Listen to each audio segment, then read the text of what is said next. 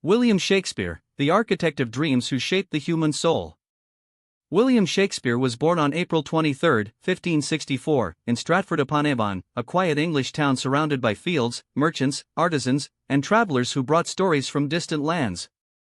Son of John Shakespeare, a prosperous merchant and local official, and Mary Arden, heiress of a farming family, he grew up in an environment where hard work and popular traditions blended. From a young age, he showed a special sensitivity for capturing the nuances of daily life, the gestures of people in the street, conversations in the market, the small joys and tensions of provincial life.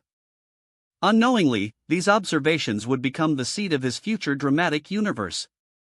He studied at the Stratford Grammar School, where he acquired a deep knowledge of Latin, rhetoric, and classical literature.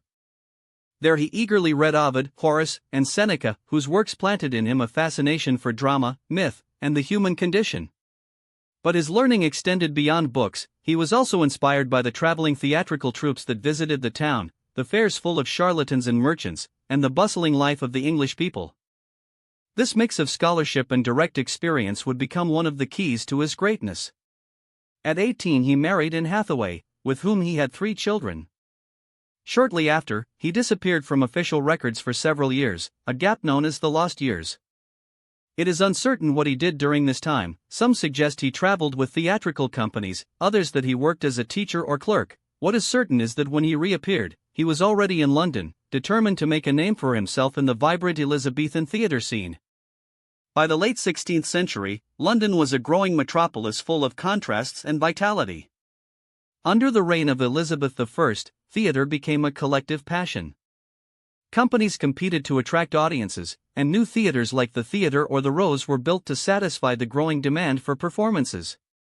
In this environment, Shakespeare found his destiny.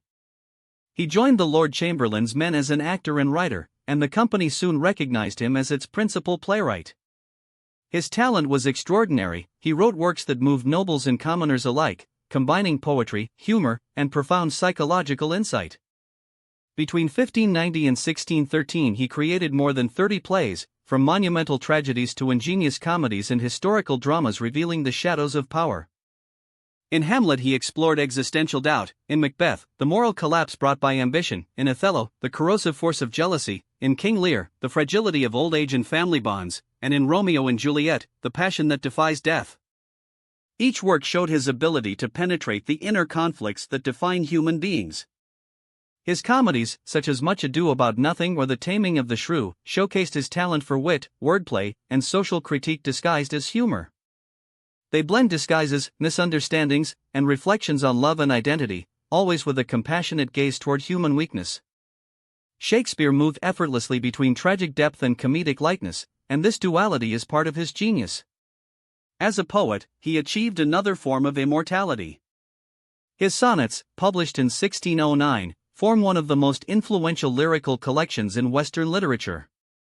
In them he reflected on the passage of time, fleeting beauty, desire, memory, and poetic creation. With musical and precise language, he sought to immortalize the ephemeral and explore the most intimate corners of human feeling. His relationship with the Globe Theatre was decisive. As a shareholder, he not only wrote for the stage, he understood how plays lived aloud before an audience. The Globe became a meeting place for all social classes, a microcosm where all humanity could see itself reflected. Shakespeare understood that theatre was a mirror, the place where anyone could recognize themselves, where passions and contradictions appeared without disguise. After the Globe burned down in 1613 and with his health declining, Shakespeare returned to Stratford. There he managed his properties, cared for his family, and wrote some of his final works, which reflect a new serenity. The Tempest, one of his last pieces, is often interpreted as his artistic farewell. Prospero, the magician who renounces his power, seems to voice the author himself closing a creative chapter. Shakespeare died on April 23, 1616, leaving an immense legacy. Although admired in his time, his fame grew even more after his death. Each century discovered new meanings in his work. The neoclassicists both criticized and celebrated him, the Romantics revered him as a symbol of creative freedom, and the 20th century turned him into a central figure of literary and theatrical studies. Today his works are performed in every continent and translated into hundreds of languages, proof that they touch something essential and universal. What makes Shakespeare eternal is not only his technical mastery but his deep understanding of the human condition.